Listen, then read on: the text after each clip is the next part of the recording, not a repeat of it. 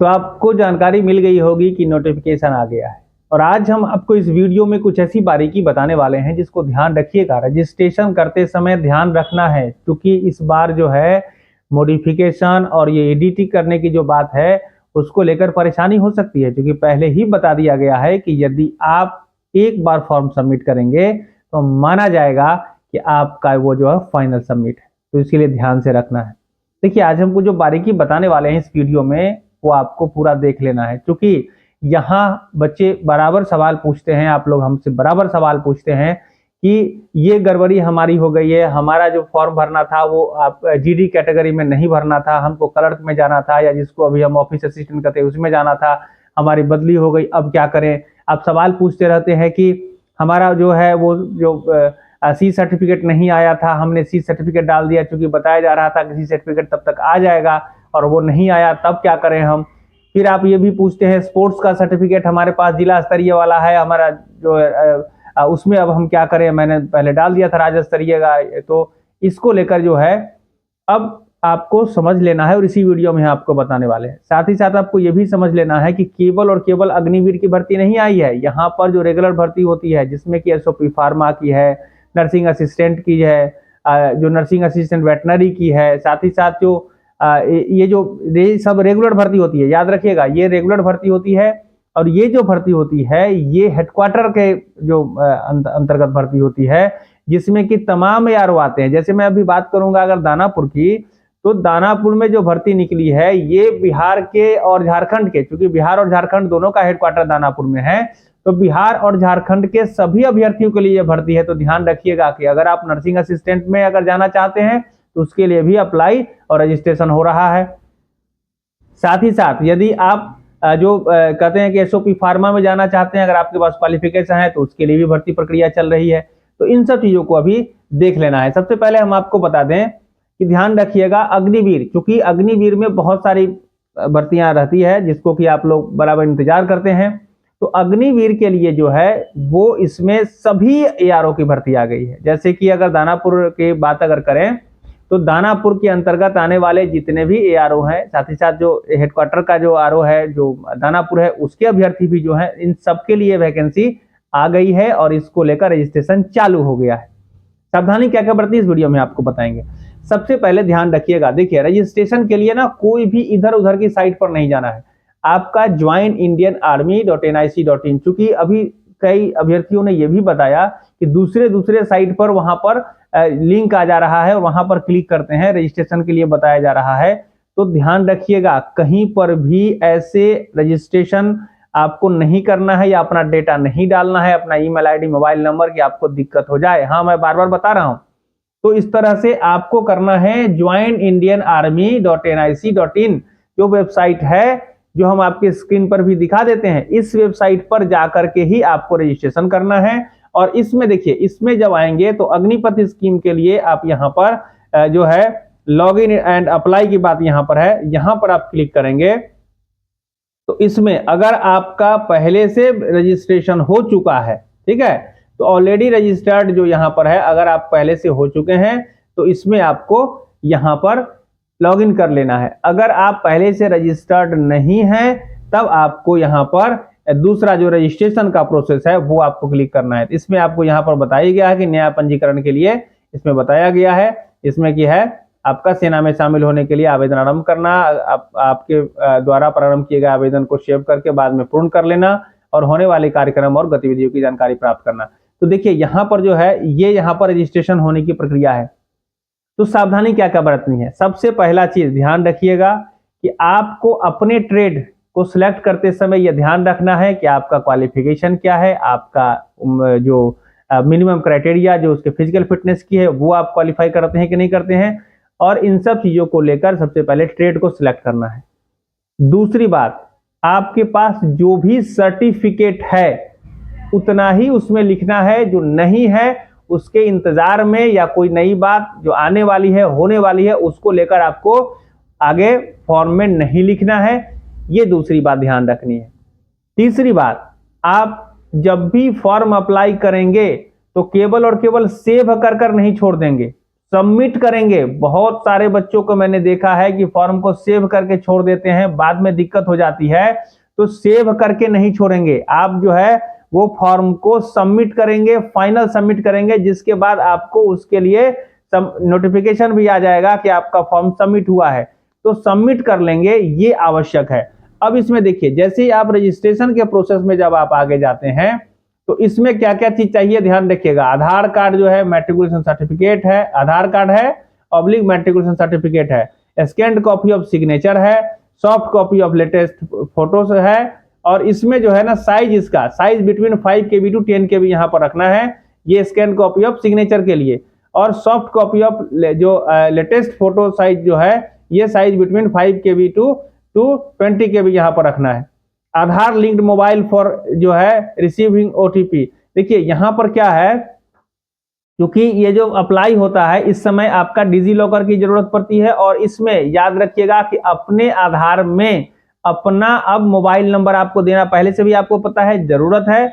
और अपना mobile number जो आप देते हैं उसको रखना है। बाद में ये नहीं कि आपने अभी अप्लाई कर दिया और बाद में बदल लिए, फिर दिक्कत हो गई, आधार अपडेट कराए, फिर उसकी हिस्ट्री डालनी पड़ी, बड़ी लंबी प्रक्रिया हो जाती है। तो अब जो है अपना जो मोबाइल नंबर देना है वो इसके साथ जरूर आपको रख लेना है, और वो जो मोबाइल नंबर आपके आधार में है उसी का यहाँ पर एंट्री करना है, जिससे कि आपको दिक्कत ना हो। एक्टिव ईमेल आईडी में याद रखिएगा कि अब आपका जो है एक फाइल बना लीजिएगा। फाइल बनाने के बाद उसी में मोबाइल नंबर, उसी में ईमेल आईडी, उसी में आपका जो है उसका पासवर्ड, या जिस तरह से आप उसको सेव कर सकते हैं आप उसको कर रख दीजिएगा कि आगे आने वाले समय में आपको दिक्कत ना हो। साथ ही साथ मोबाइल नंबर जो है आप अपने ईमेल आईडी में भी ऐड कर रख सकते हैं कि अगर कोई वेरिफिकेशन की या उसमें जो कभी कभी पासवर्ड भूल जाते हैं तो रिसेट करने में दिक्कत ना हो। फॉरगेट पासवर्ड की अगर ऑप्शन है, क्योंकि अगर ईमेल आईडी का ऑप्शन अगर आप भूल जाते हैं कभी पासवर्ड का, तो फॉरगेट पासवर्ड करने का भी जो ऑप्शन है उसको भी देख लीजिएगा। उसमें भी अपना प्रॉपर जो दूसरा ईमेल आईडी है वो डाल करके उसको ठीक रखिएगा, जिससे कि कभी अगर पासवर्ड भूल जाइए तब भी आपको दिक्कत ना हो। अब ध्यान रखिए इसमें कि मार्कशीट ऑफ क्वालिफाइंग कोर्सेज जो है, जिस जो आपका जैसे कि 10th के बेसिस पर आप अगर भर रहे हैं तो 10th का मार्कशीट आपका जो है वो यहाँ पर होना चाहिए। अगर आप 8th पास वाले में भी अगर आप ट्रेड्समैन में जा रहे हैं तो वहां पर भी आपका जो मार्क्स कार्ड होना चाहिए वो होना चाहिए। और कैसे मार्क्स कार्ड होगा वो हम आपको अगली वीडियो में बताएंगे कि कैसे मार्क्स कार्ड, क्योंकि बहुत सारे जगह पर 8th वाले जो बच्चे हैं उनके पास मार्क्स नहीं रहता है, दिक्कत हो जाती है। तो ये मार्क्स कार्ड आपको होना आवश्यक है, और उसको कैसे करना है वो हम आपको अगली वीडियो में बताएंगे। सावधानी क्या क्या रखनी है, देखिए मैं बता रहा हूं, इसमें से एक भी गड़बड़ी अगर आपने की तो आपके मेहनत पर पानी फिरने वाला है। क्योंकि बहुत बच्चों को मैंने रोते बिलखते देखा है, ग्राउंड में जब वहां जाते हैं तब जाकर उन्हें पता चलता है अब जो मोबाइल नंबर दिए थे आधार कार्ड में वो लिंक नहीं है, या जो दिए थे वो बदल गया है, पहले वाला नंबर बंद हो गया है, अब वो परेशानी। अब वहां पर इस तरह के अब चूंकि हजारों हजार अभ्यर्थी हैं और उसमें आपको इस तरह की परेशानी हो जाएगी तो कौन जो आपको मदद करेगा, इसको फिर बड़ी मुश्किल हो जाती है। ऐसे जो पदाधिकारी हैं मदद करते हैं, लेकिन ऐसा नहीं कि आपके लिए ही सब लोग लग जाएंगे पूरे सिस्टम को छोड़ के, तो इसको आपको भी ध्यान रखना है। तो ध्यान रखिएगा कि ये आवश्यक है। अब जो है आपका एड्रेस डिटेल भी आपको लेकर रखना है, जिससे कि आपको रजिस्ट्रेशन करते समय दिक्कत ना हो। और ये सब चीज जो है, ये सारी की सारी चीजें आप पहले से ही नोट कर रखिए। रजिस्ट्रेशन करने जाने से पहले इन सब चीजों को आप एक पेज में बनाकर भी रख लीजिए कि क्या क्या एड्रेस है, कौन मोबाइल नंबर है, कौन सा ईमेल आईडी है। ईमेल आईडी अपना कैपिटल में लिख कर रखिएगा कि एंट्री करते समय ABCD या कोई भी चीज का दिक्कत ना हो। तो ये सब चीज आपको ध्यान रखना है। अब इसमें देखिए, जैसे ही आप इसको कंटिन्यू आगे करेंगे, ऐसे तो जो प्रक्रिया है वो सब यहाँ पर आपको बड़ी आसान है, दिख जाएगी। आवेदन पत्र भरने के लिए जो महत्वपूर्ण दिशा निर्देश है ये आपको ध्यान से पढ़ लेना है। इसमें क्या है कि सर्वप्रथम ध्यान पूर्वक पंजीकरण करने के लिए दिए गए सभी दिशा निर्देश को पढ़ें और उसके बाद आगे की प्रक्रिया करें। यहाँ पर जो है ये भी बताया गया पढ़ लेने के लिए, JCO OR अग्निवीर के रूप में भारतीय सेना में शामिल होने के लिए अपनी नौकरी पात्रता की जांच करें और उसके बाद पंजीकरण करें। मतलब आपका जो है पात्रता, आप इसके लिए एलिजिबल है कि नहीं, इसकी जांच कर लीजिए। और इसके लिए भी यहाँ पर एलिजिबिलिटी क्राइटेरिया का जो लिंक दिया गया है, अगर आप अपना जांच करना चाहते हैं तो यहाँ पर एक बार क्लिक करिएगा तो आप यहाँ पर उसमें पहुंच जाइएगा। तो देखिए ये अभी तो यहाँ आ गया है, तो देख लेना है। अब अगर आप नए उपयोग करते हैं तो पंजीकरण टैब पर क्लिक करें। क्लिक करते ही तालिका विंडो खुल जाएगी और उस आवेदन पत्र दिए गए सभी स्थान को भर देना है। अपनी सभी व्यक्तिगत जानकारी ठीक उसी प्रकार इस प्रकार मैट्रिक प्रमाण पत्र में दी गई है, जैसा नाम, जन्म तिथि, पिता का नाम। अब देखिए यहाँ पर क्या है कि मैट्रिक में जिस तरह का डिटेल दिया गया है आपको उसी तरह का डिटेल डालना है। याद रहे, इसमें स्पेलिंग से लेकर नाम से लेकर सारा जो है वो उसी तरह मैट्रिक वाले के जैसा का होना चाहिए, नहीं तो आपके साथ गड़बड़ी हो जाएगी, दिक्कत होगा। अब है कि यहां पर आपको लिखते हैं कि अभ्यर्थी सुनिश्चित हो कि पंजीकरण प्रक्रिया के दौरान दिए जाने वाला फोन नंबर और ईमेल पूर्णतः निजी और चालू होना चाहिए। दूसरे की ईमेल आईडी या फोन नंबर देना सख्त वर्जित है। अब जैसे कि आप कैफे में चले गए, कैफे वाले ने अपना ईमेल आईडी डाल दिया तो आपको दिक्कत हो जाएगी। ऐसा नहीं करना है, फिर से रजिस्ट्रेशन नहीं हो पाएगा तो आपको दिक्कत होगी। इसीलिए अपना प्रॉपर ईमेल आईडी आप बना करके, या अगर है पहले से तो उसको लेकर के वो आप जरूर उसमें डालिएगा। अपना ईमेल आईडी और मोबाइल नंबर निजी होना चाहिए, व्यक्तिगत आपका होना चाहिए, जिससे कि आपसे कम्युनिकेट किया जा सके। जो वहां के जो ARO से जो आपका फोन आ सकता है, ईमेल आ सकता है, तो आपका निजी होना चाहिए। ये इसमें ध्यान देने की बात है। ये सब जो मूल बातें हैं मैं आपको बता देता हूं। तो इसमें जो है अगर आप दूसरे का डालिएगा तो दिक्कत हो जाएगा। अभ्यर्थी सुनिश्चित हो कि पंजीकरण प्रक्रिया के दौरान दिए जाने वाला फोन नंबर, ईमेल आईडी पूर्णतः निजी चालू होना चाहिए। तो मैंने आपको बता ही दिया, सुनिश्चित कर लें कि सभी जानकारियां सही तरीके से भर दिया गया है और उसके बाद सेव टैब पर क्लिक करें। भर देने के बाद सेव टैब पर क्लिक करिएगा, आगे बढ़िएगा। हमारी वेबसाइट पर एक बार आपका पंजीकरण हो जाने के बाद आपकी ईमेल आईडी, मोबाइल नंबर पर एक वन टाइम पासवर्ड भेजा जाएगा। तो इसमें क्या है कि जैसे ही आप रजिस्ट्रेशन करने करेंगे तो OTP आपके मोबाइल पर जाएगा, ईमेल आईडी पर जाएगा, उसको यहां पर डालना है। इसके बाद सफल पंजीकरण करने के लिए उस OTP को दर्ज करें और तत्पश्चात ही अभ्यर्थियों की प्रोफाइल हमारी प्रणाली द्वारा बनाई जाएगी। तो ये सब तो कॉमन सी प्रक्रिया है। अब इसको आगे जो विभिन्न प्रविष्टों के लिए ऑनलाइन आवेदन करते हैं तो सभी अभ्यर्थियों के लिए पंजीकरण प्रक्रिया अनिवार्य है। सभी जो है ध्यान रखिएगा कि हर ट्रेड के लिए जो भी वैकेंसी भर्ती यहाँ पर होगी उसके लिए आपका ऑनलाइन जो रजिस्ट्रेशन है वे अनिवार्य है। इसके लिए दूसरा कोई विकल्प नहीं है। और इसमें क्या है कि ये आपको करना है, पंजीकरण प्रक्रिया के बाद आपकी ईमेल आईडी, आपको उपयोगकर्ता नाम, यूजरनेम, अपना पासवर्ड स्वयं ही रखना चाहिए, जो कि 10 अंकों से अधिक नहीं होना चाहिए। सभी अभ्यर्थियों को सलाह दी जाती है कि वे अपना उपयोगकर्ता नाम और पासवर्ड याद रखें।